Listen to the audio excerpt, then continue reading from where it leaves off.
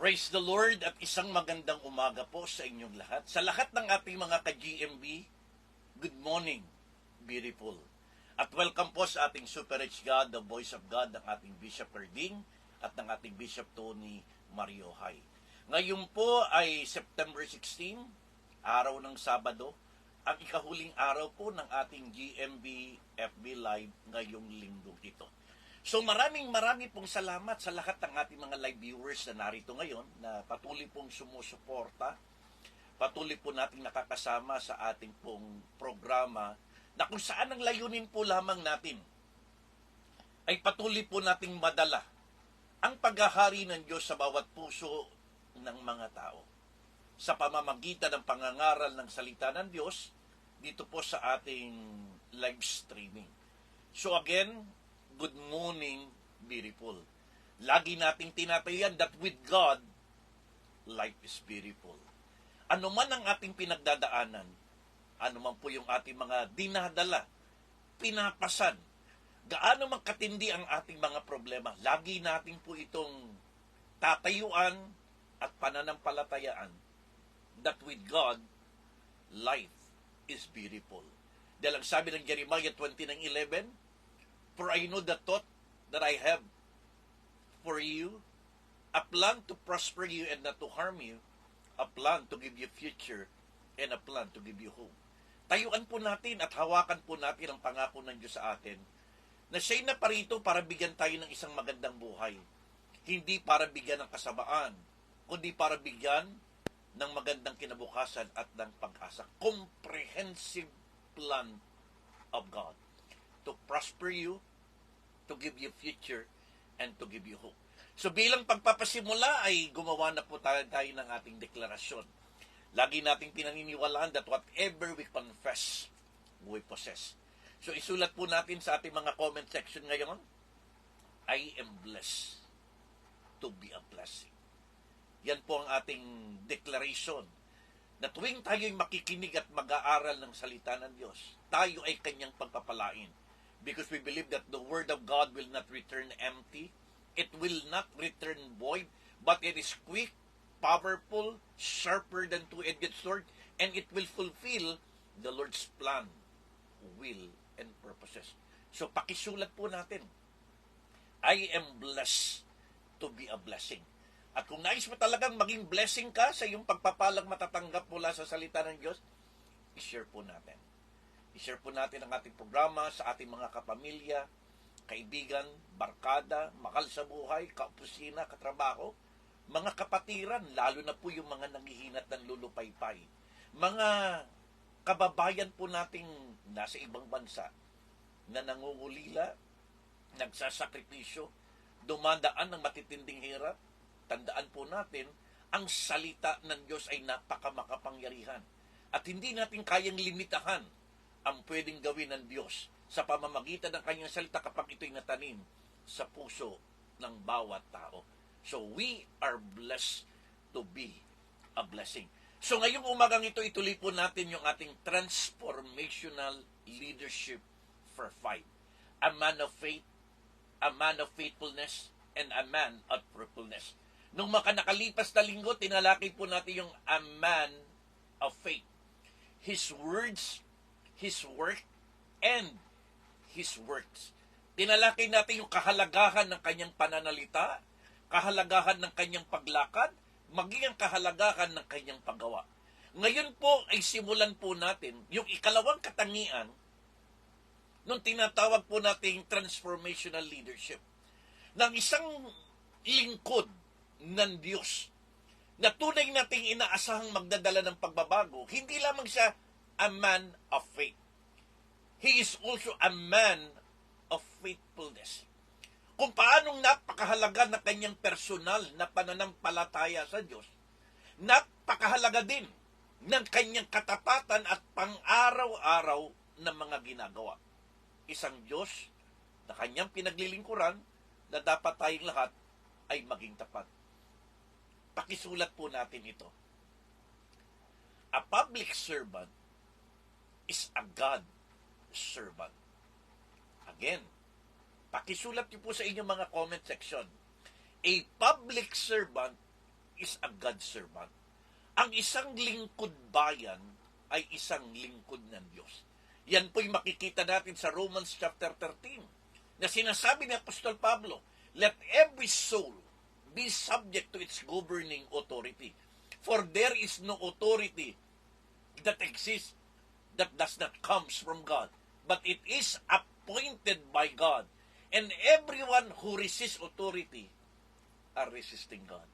Maliwanag na itinuturo ng Apostol Pablo, bagamat during that time, under sila ng isang Roman Empire or Roman government, isang barbarous, isang pagano, walang pagkakilala sa Diyos. Pero itinuturo ni Pablo sa lahat ng mananampalataya na tayo magpasako. Sapagkat walang pamahalaan na hindi galing sa Diyos. At bawat pamahalaan, siya po yung naglagay. Kaya't sino mang lumalaban sa pamahalaan, ay lumalaban sa Diyos. Kaya ang ating paniniwala, every public servant is a servant of God. Kaya't napakahalaga na ngayong election ng Kagawad and SK 2023 ay talagang iluhod natin sa panalangin. Pag-aralan po natin, piliin po natin maigi. Yung mga iboboto po natin, mga susuportahan po natin, mga ipinapanalangin po nating tumatakbong barangay kagawad, tumatakbong mga kabataan at mga tumatakbong kapitan sapagkat sila hindi lamang isang ordinaryong lingkod bayan, kundi sila mga lingkod ng Diyos. So ngayon talakayin po natin yung pangalawang mahalagang katangian ng isang lingkod bayan na lingkod ng Diyos. Yung pagiging matapat. Basahin po natin ang ating teksto. 1 Timothy chapter 3 verse 8 to 10.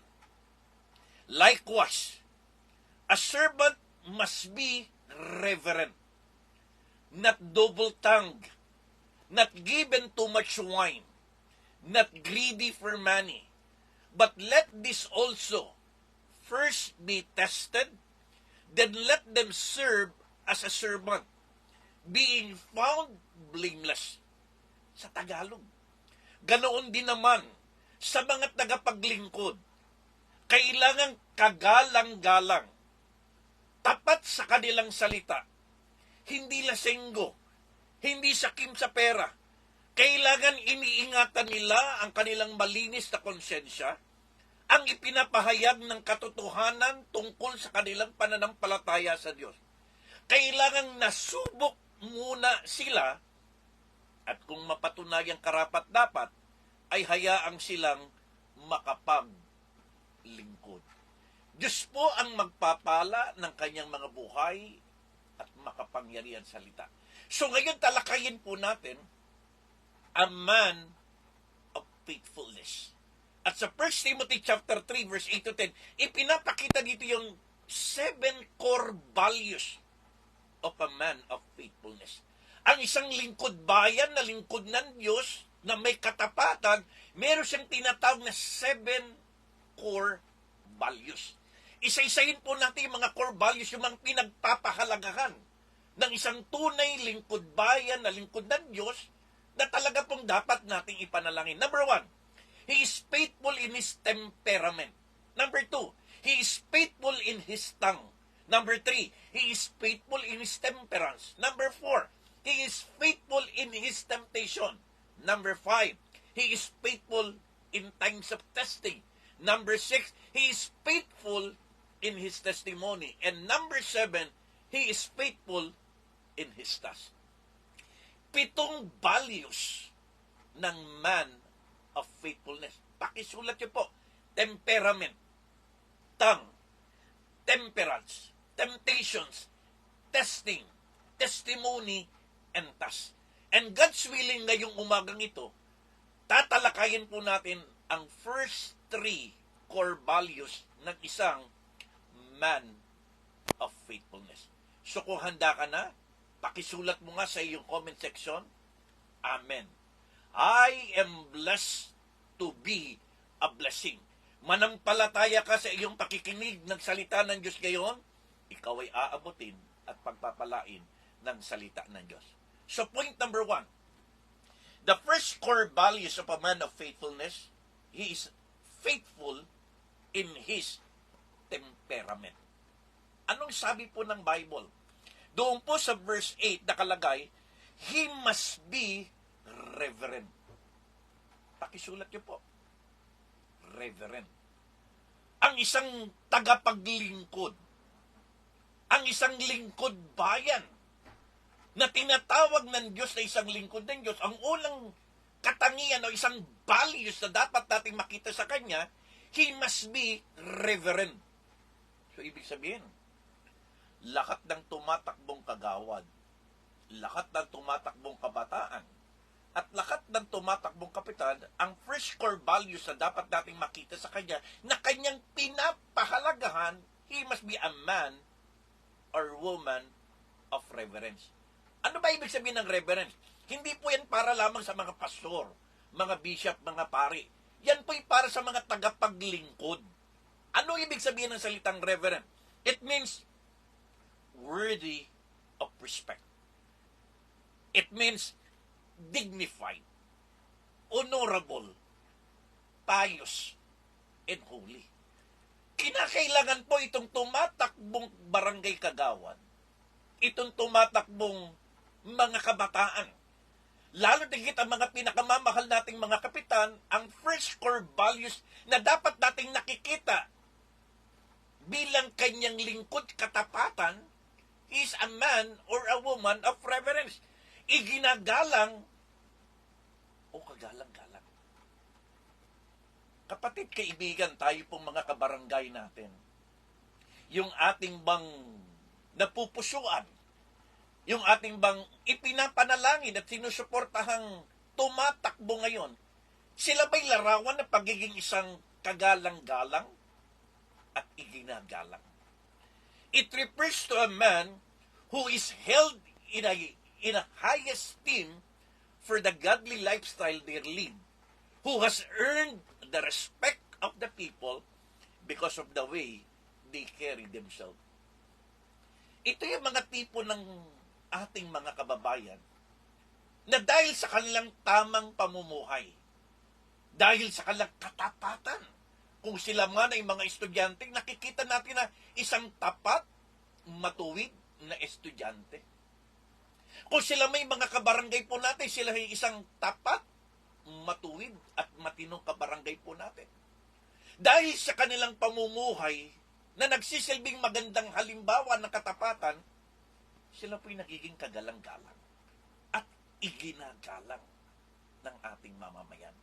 Kaya kung doon pa lamang sa kanilang pag-aaral sa eskwelahan, sa ating barangay, ay notorious na ang kanyang pagiging kawalan ng hindi pagiging kagalang-galang, so paano po natin siya maaasahan na bilang isang lingkod bayan ay magiging kagalang-galang at igagalang po natin?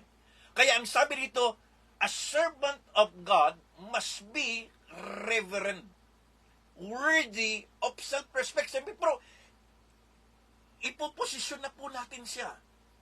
At the moment na sila pa'y nakaposisyon, ang tawag na natin dyan sa harap ng Diyos ay hindi na isang ordinaryong lingkod bayan. Sila'y mga lingkod ng Diyos na dapat bilang mga lingkod ng Diyos, bilang kagawad ng barangay, bilang mga kabataang leader ng barangay, at lalo't bilang mga kapatid, bilang mga kapitan ng barangay, sila pa'y dapat na maging kagalang-galang, worthy of respect, honorable, and dignified.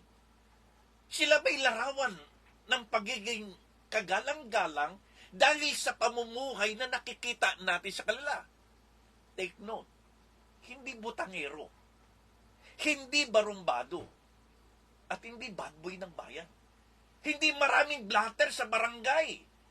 Paano natin igagalang at magiging kagalang-galang ang isang lingkod bayan na lingkod ng Diyos kung napakaraming blatter sa bayan, sa barangay? Laging pasimuno sa gulo, pasimuno sa mga illegal na gawain, pasimuno sa mga rambulan. Kapatid, kaibigan,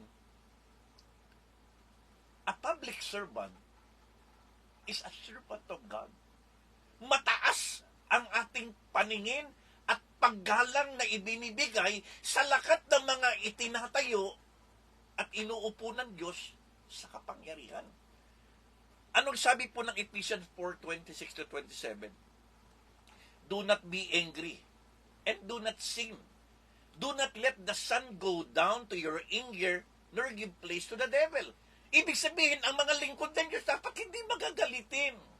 Kaya nga, worthy of respect, dignified, and honorable. Paano mong igagalang ang taong konting bagay lang nagagalit na?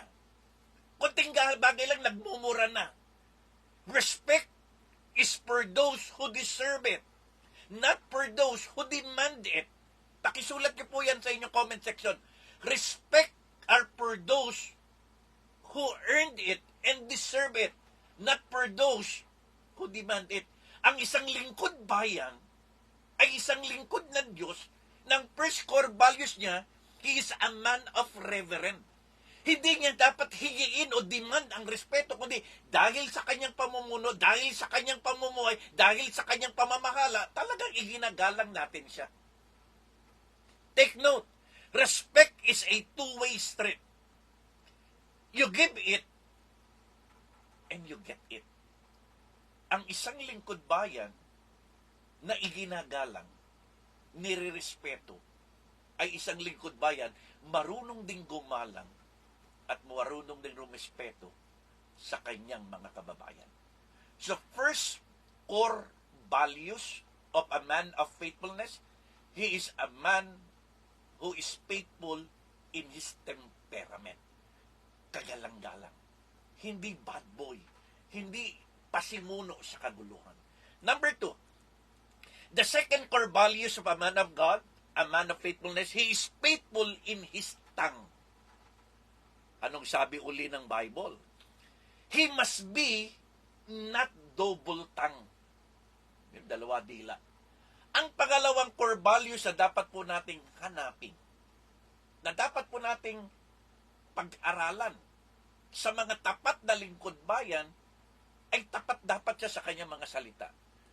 Ang ibig sabihin po dito ng salitang double tongue, it means sincere, not hypocritical, not a liar, not two-faced, not speakers of half-truths, and not deceitful. Tapat sa kanilang mga binibitawan at mga ipinapangakong salita. Pagdating ngayong mga campaign period, marami tayong maririnig. Mga kagawad, mga kabataan at mga kapitan na talagang mga ngako po ng napakarami mga pangako, lakat ipapangako. At maganda naman po yun. Lalo tigit ang kanilang ipinapangako ay para sa mga programang ikabubuti ng barangay, ikabubuti ng mga kabataan, ikabubuti ng mga pamilya. Napakaganda po nun. Pero ito yung puntos.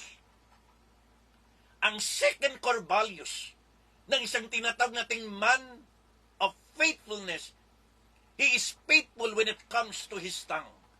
Bawat salita at bawat pangako na kanyang bibitawan sa kanyang pangangampanya, dapat tapat niyang tutok din at pagsusubikapang magawa sa kanyang panunungkulan. Sincero, hindi sinungaling, hindi bolero, at hindi mapagkunwari. Paano natin malalaman yan? Hindi naman niya kailangan ng posisyon para mangako. Kahit wala pa siya sa posisyon, tingnan natin kung paano siya manalita at mangako sa kanyang mga pananalita. Lalo tigit yung mga nakaupo ng dati. Lahat ba ng kanyang mga binitawang mga salita nung panahon na siyang nangangampanyang nagampanan niyang lahat? Kaya nga tayo laging may sona. State of the Nation Address. Dahil nagre-report ang ating presidente sa isang taon na kanyang nakakamplish bunga ng kanyang mga pangako binitawan ng siya'y nangangampanya pa lang. In the same way, lakat ng ating mga barangay kagawad, lakat ng ating mga kabataang officers, at lakat ng ating mga kapitan, lahat sila'y tatayo sa entablado, lahat sila'y mangangako ng magagandang pangako. At ang second core values ng isang tunay likod bayan na matapat ay matapat sa kanyang mga pangakong bibitawan. Talagang ang focus niya ay magampanan niya yung kanyang mga binitawang pangako. Kung siya'y nangangako na wala ng baha sa isang barangay, aalisin niya talaga ang baha. Kung mawawala lahat ng basura, aalisin niya lahat ng basura. Kung kailangan niya ipasemento ang daan na lagi pong bubaba, pumuputi, gagawin niya po ang lakat ng paraan. Kung siya'y nangako na maglalagay siya ng CCTV, dapat yung CCTV gumagana. He must be a man that is not double tongue. Alam niyo ba ibig sabihin ng double tongue? Saan natin nakikita? Sa ahas. Ahas lamang po ata ang mga isa sa mga hayop na mayroong dalawang dila. Ibig sabihin ng double tongue, iba yung sinasabi, iba yung ginagawa. A man who is prone to telling untruths, iwas po tayo dito.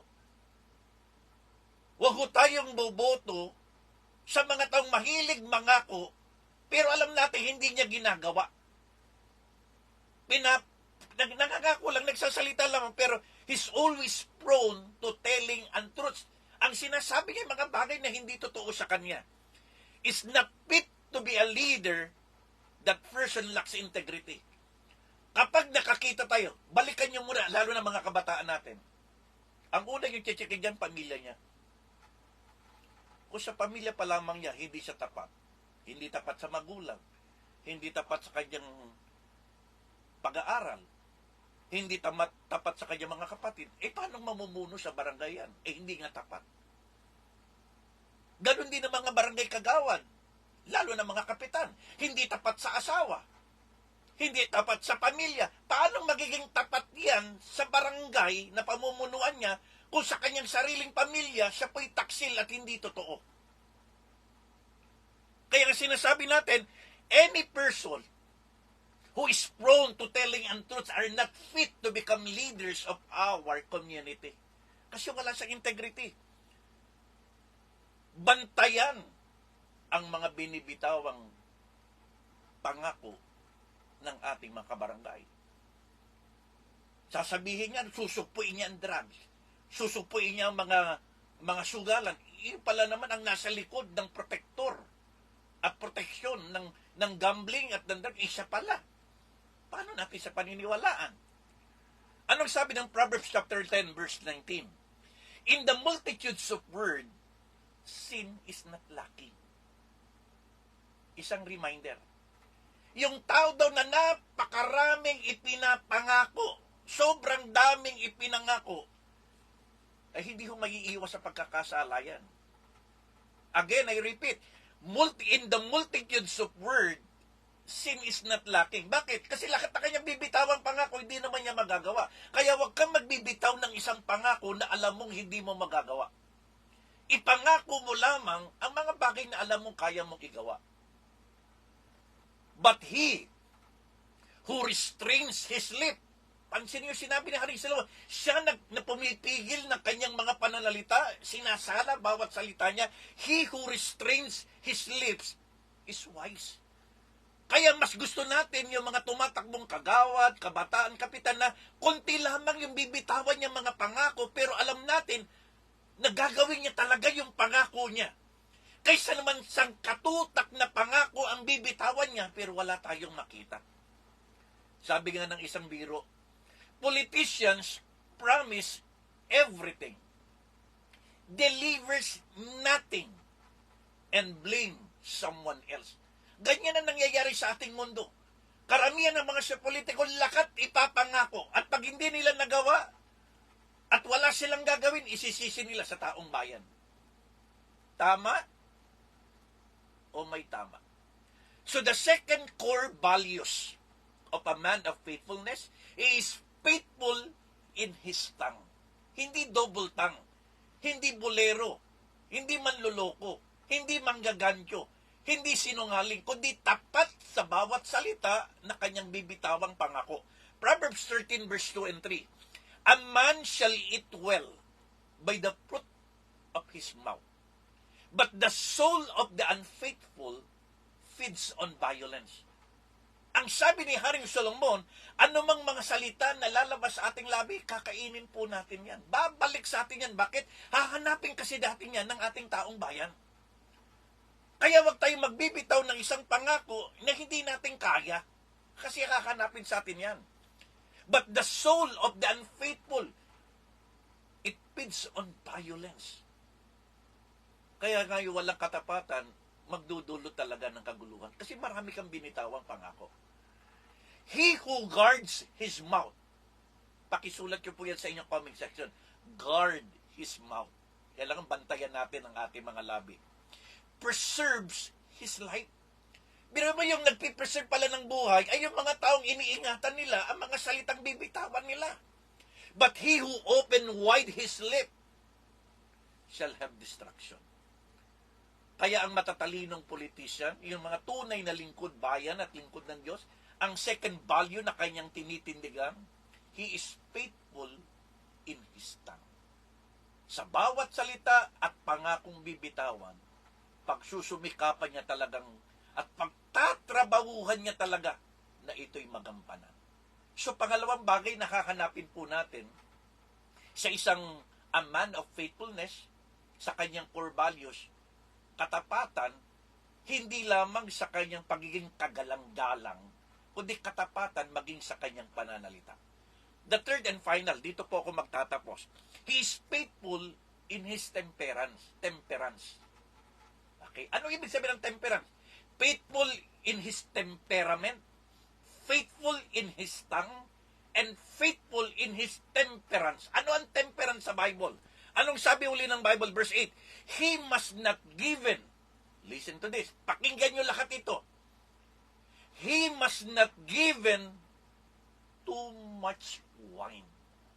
Ito na.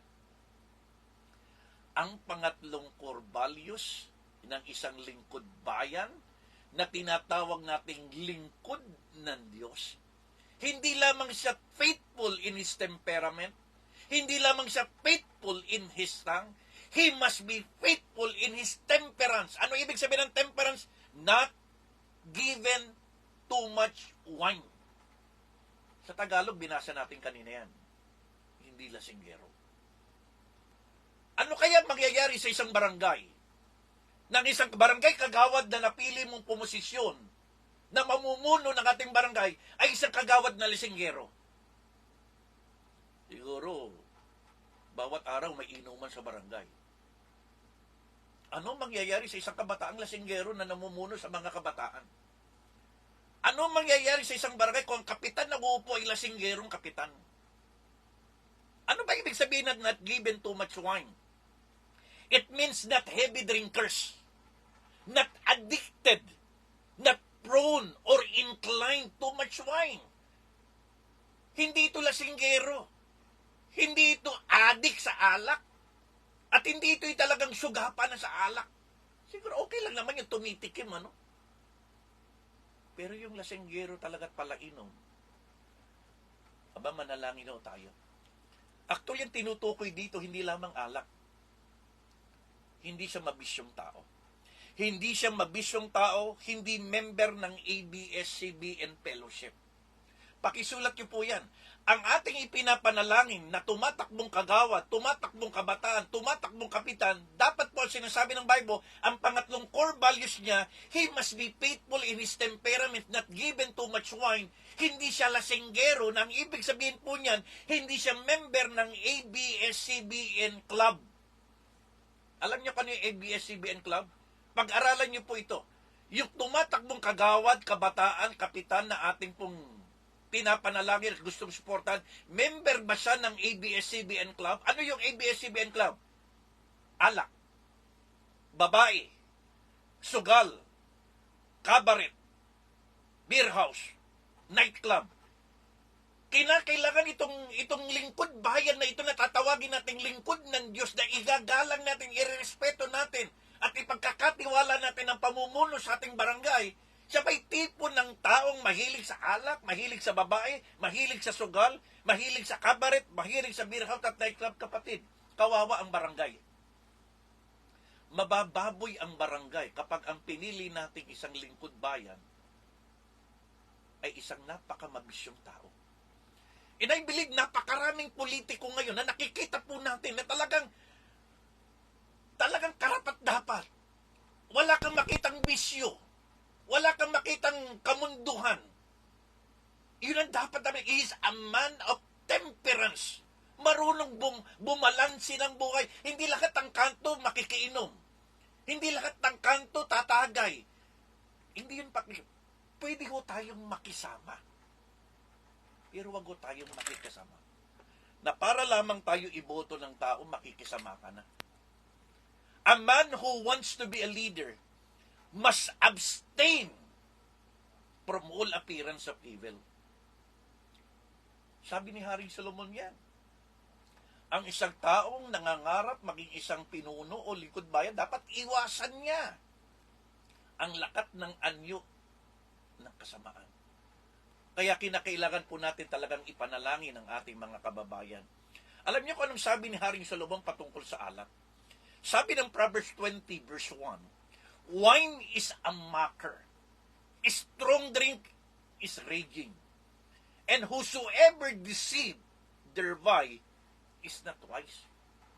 Alam niyo, mas malalim ang kahulugan nito sa Tagalog. Ang alak ay nagpapababa ng dangal ng isang tao. Kaya isang malaking kamangmangan ang magpakalulong dito. Kaya mga kapatid, mga kaibigan, these are the first three core values of a man of God, which is a servant of God. Again, I repeat, a public servant is a God servant. Sino mang mauupo at mananalong barangay kagawad, kabataan, at kapitan, ay kikilalanin po natin, hindi lamang isang ordinaryong lingkod bayan, kundi siya po'y kikilala natin isang lingkod ng Diyos. Kaya't napakahalaga na makita natin sa kanya yung man of faithfulness.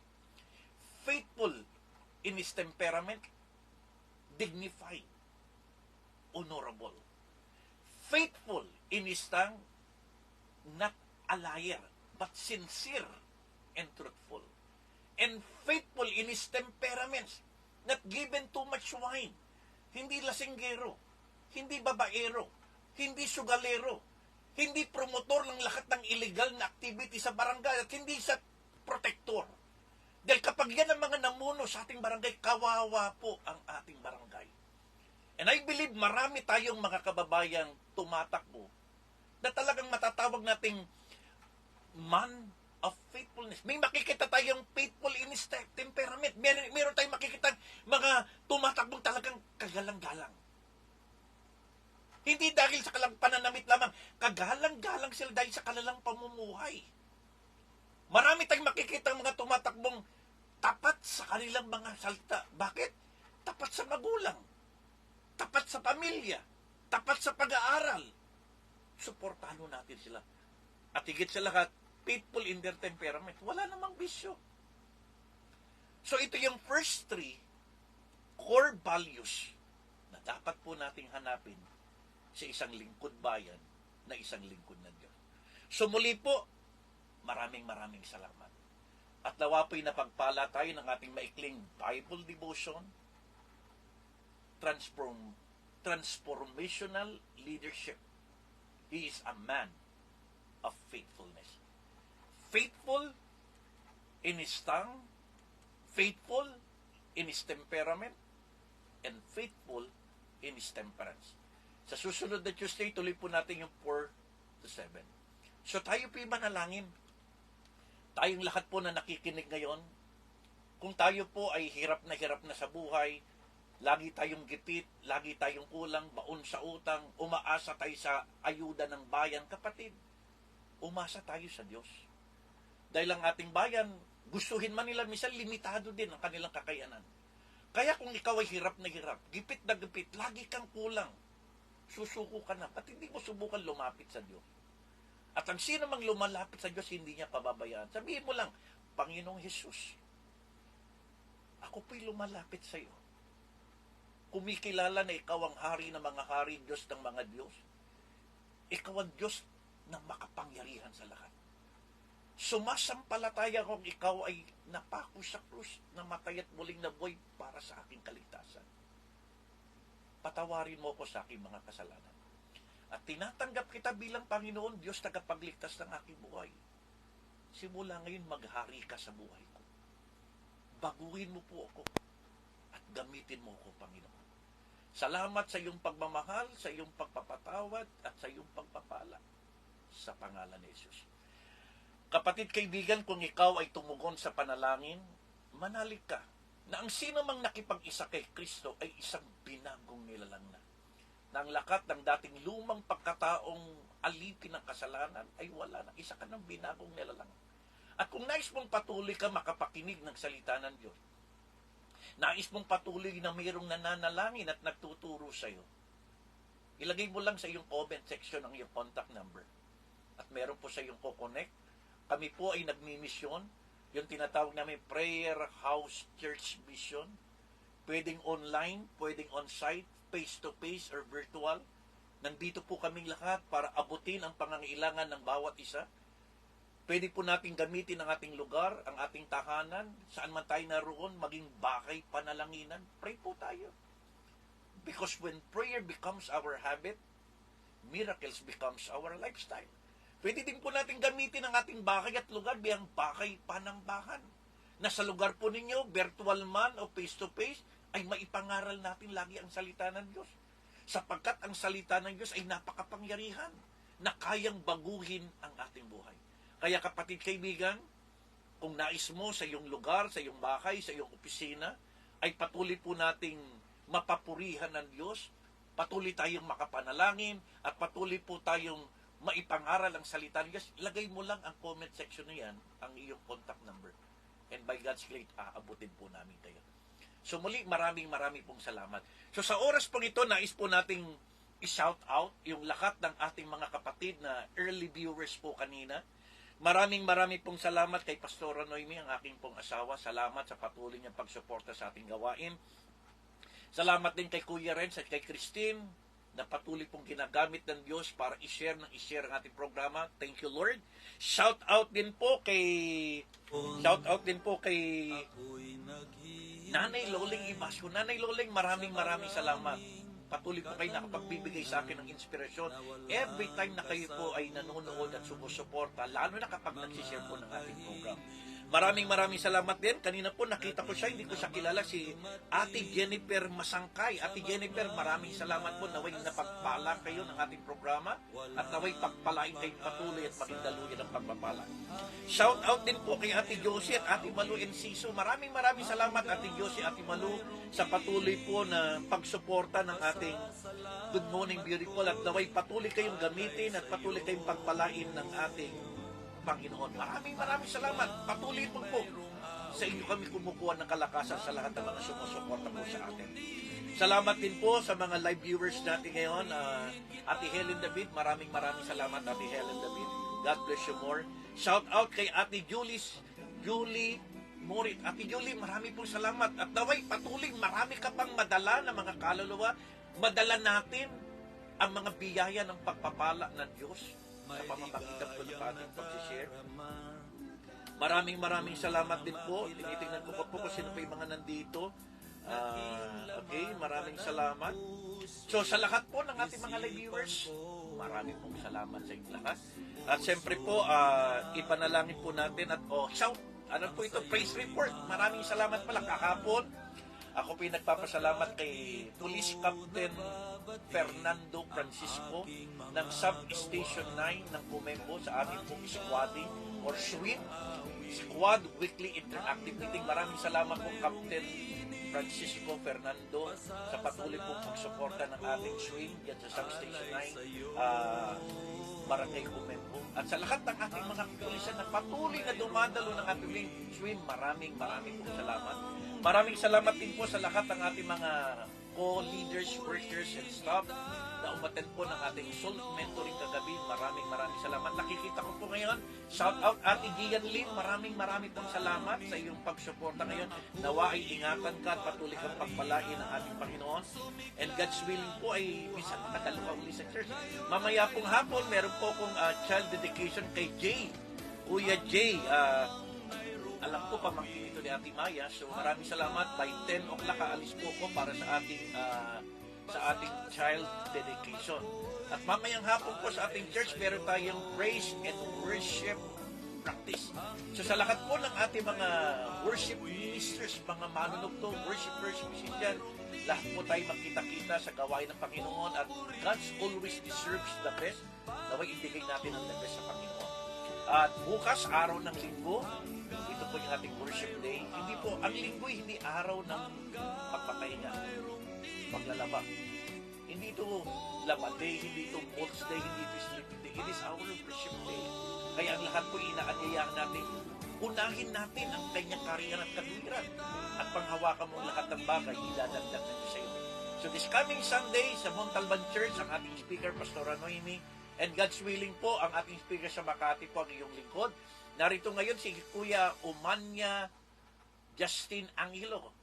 Ate Umanya, hindi ko alam kung ito si yung anak o yung nanay. So maraming salamat Ate Umanya sa iyong pagdalo, sa iyong pakikinig. God bless you more. Maraming salamat. So sa lahat po ng mga nakinig, lahat po ng nanood, maraming salamat po sa inyong lahat. At nananampalataya tayo that our work in the Lord will never be in vain. Salamat Ate Gian. Alam po ninyo, Ate Gian, talaga ang salita ng Diyos ay nagbibigay sa atin ng inspirasyon at kalakasan. Kaya lagi nating huwag katatamaran ng makinig, sapagkat ang salita ng Diyos ay buhay, nagbibigay buhay, nagbabago ng buhay. Nanay Loleng, marami po salamat. So sa lahat po ng mga nakinig, maraming salamat. Again, ito po ang iyong kaibigan, ito po ang iyong lingkod, Bishop Efren Nadado. Nagsasabing, level up. Do not be content of just being blessed. Always be a channel of blessing. Because life without Jesus is an endless hope. But life with Jesus is a hopeless end. Without God, life is a dead end. Kaya huwag mo tayong makakot. Ano man meron tayo, kapag wala tayong Kristo, wala ko tayong pag-asa. Dahil ang tunay na pag-asa ay na kay Kristo lamang. Kaya mga kapatid kaibigan, lagi kong tatandaan, God is not mad at you. He's always lumapit ka lang sa Diyos, subukan mo lamang. Kaya nga ang mensaheng ito ay patuloy para sa lahat na nagkakanap ng tunay na pagmamahal. So again, always aspire to inspire before we expire.